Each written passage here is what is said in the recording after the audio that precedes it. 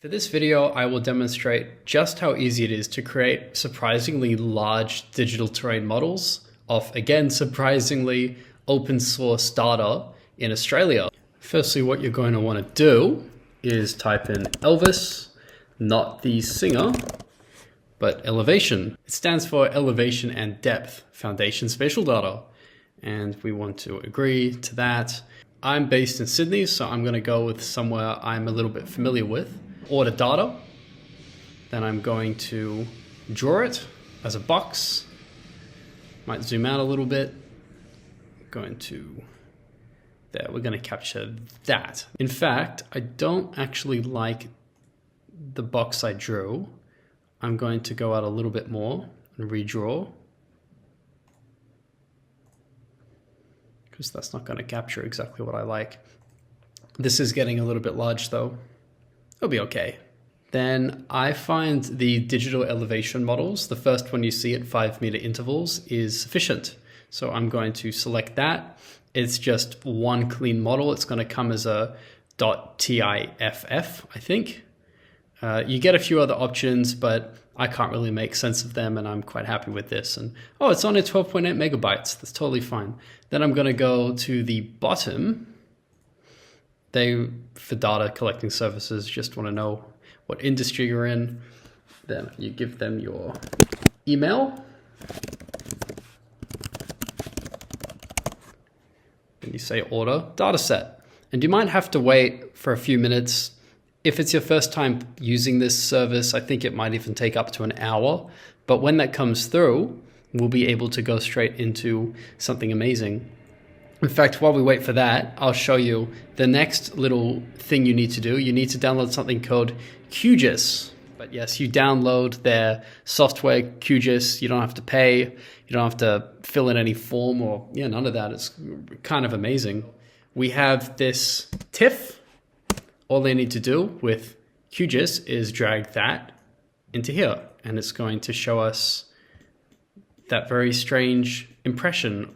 First, we want to go to raster, extraction, and contour. Then I recommend doing 5 meters because that's what the original setting we imported came in as, but you can set it to 1 and it will do that. But I find if you keep these intervals really close for a large model, essentially you're multiplying all of the line work required, and that will make the digital terrain model rather large. So I would stick with 5. And you're going to run that command. It doesn't take long. Did I press close?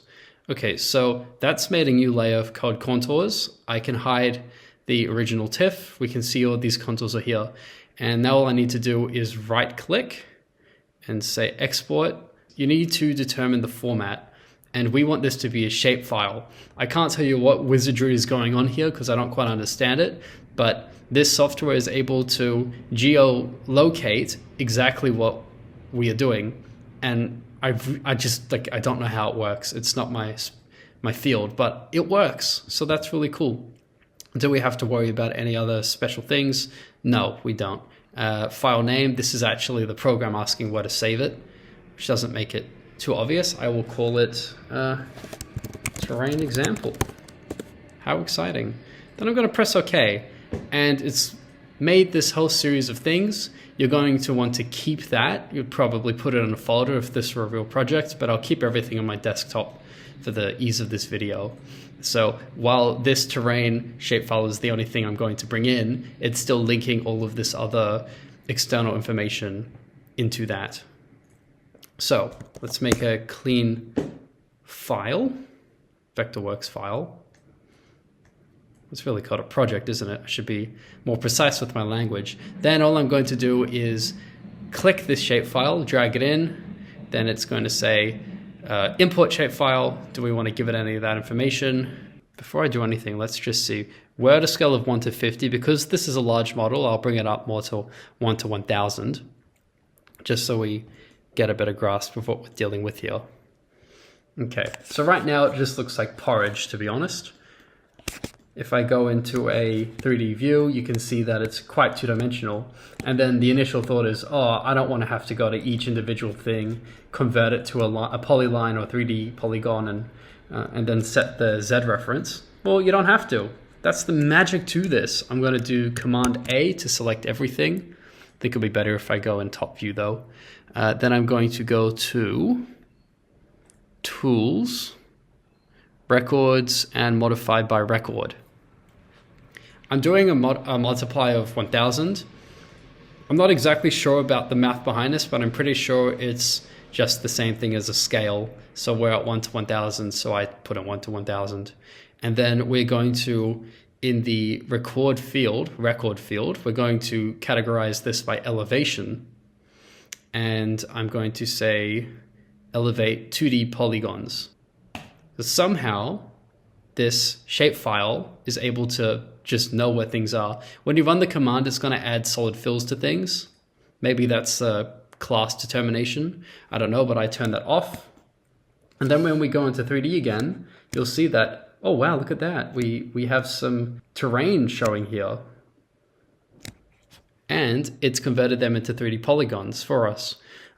Before I convert this into a terrain model, what I do want to do, so my computer doesn't like it. I'm running a 2019 Mac Air, so it's kind of impressive how fast it runs. What I'm going to do is add 3D locus points on each corner, just because if you're not familiar with this program too well, it might not make much sense, but it will try to round off and average surface heights on the edges. So if you don't put these in the corners, you'll end up with like really high up walls, basically, which we don't want. And these are all set to Z height 0. Z is the height plane, by the way. So 0 is, you can assume it's RL0, which is ocean level, technically. Anyway, I'm going to select everything again. I'm going to go to AEC, Terrain, Site Model from Source Data. And then you can do the things you normally would like to do. Usually I like to keep source data in case you want to come back in later and edit things. It's a lot easier if you can just copy paste that sort of stuff. And then I'm going to turn on Use GeoTexture Image. This is where this gets really powerful. For now, I'm going to stick with 1000 because the quality of the image isn't too important to me right now. Seems okay. I'm going to press OK. Now it's going to turn that into a digital terrain model.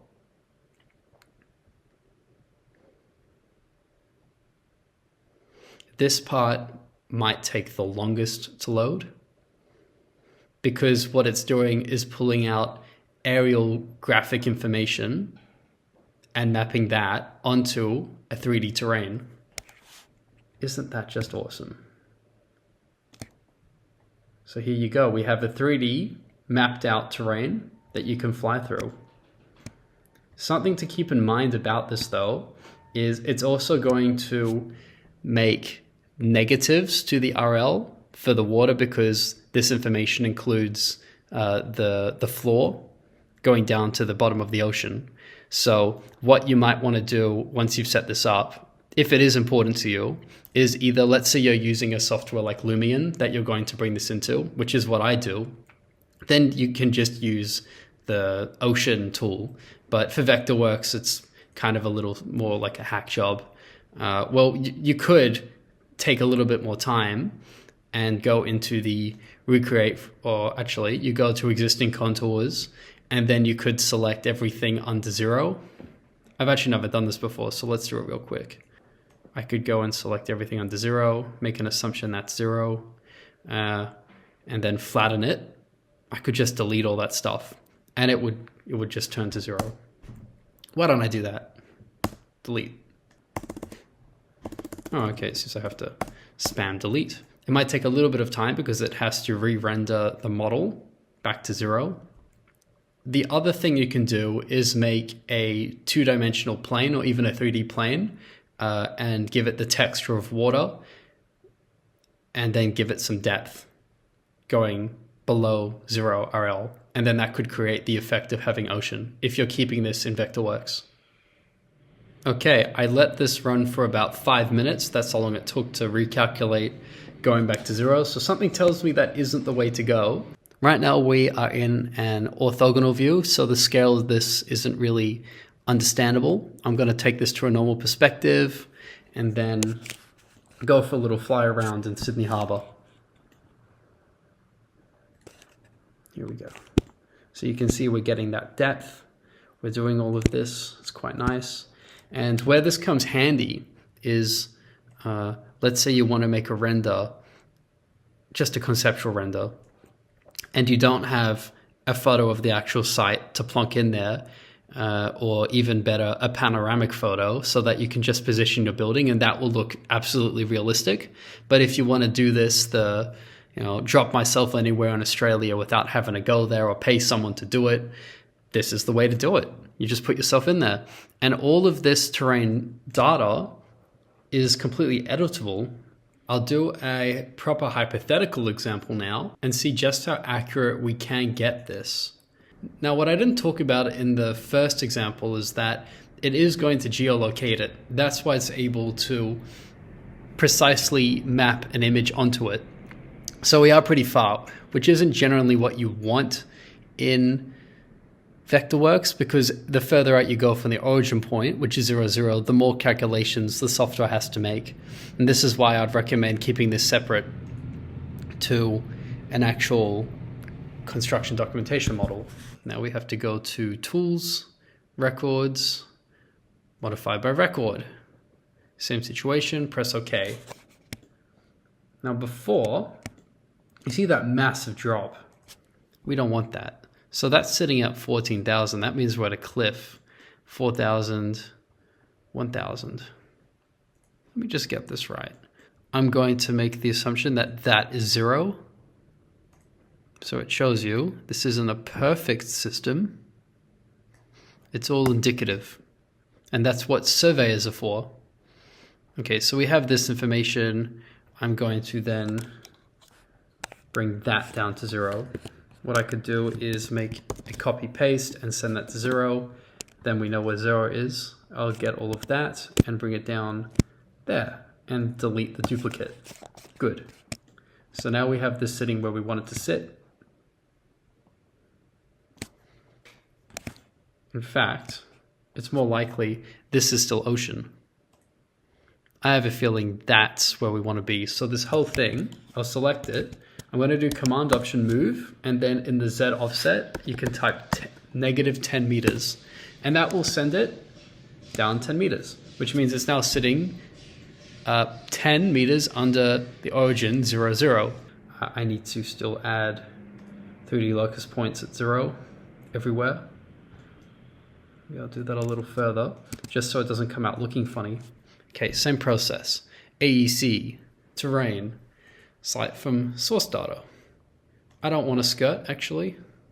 We would like to use that. I'm going to jump it up to 5,000. I want to see how this comes out looking. Here we go. That only took about a minute. Let's see how it turned out. Okay, so that 0 point isn't ideal, which means we'll probably want to get a larger area. But let's say we were just here. It's pretty reasonable. Something we can use.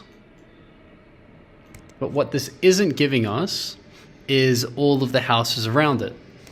And that's the limitation to this. So you would then have to quickly draw in block models of your neighbors based on surveyors or whatnot.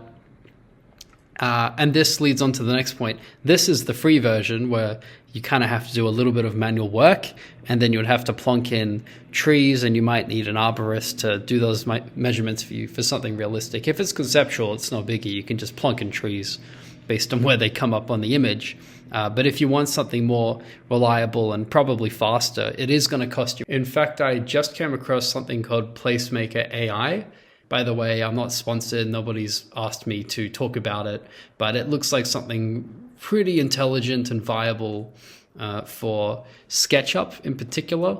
It's able to get all this information in a snapshot, and you get the massing models, and you can always save that as a SketchUp and then import it back into Vectorworks.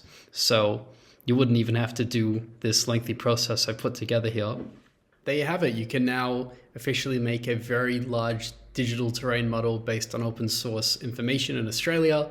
I will end the video here, but if you need me to make a tutorial on bringing in real world survey information into this somewhat of a draft digital terrain model, I'll be happy to do that, but I feel like that's another 15-minute video and it's better to keep these things in sections because I don't know about you, but I feel overwhelmed just making this video. It is a little bit technical. Let me know if this was helpful. Please give me a like. That's very valuable to especially small channels. A subscribe would be even nicer if you want to stay in tune with my future videos and series. And of course, please, I don't know if I said this, but please ask if you have any questions on how to do things or if there's something you need me to explain in a future video. If any other Jonathan on YouTube hasn't done it, perhaps this one can. See you in the next video.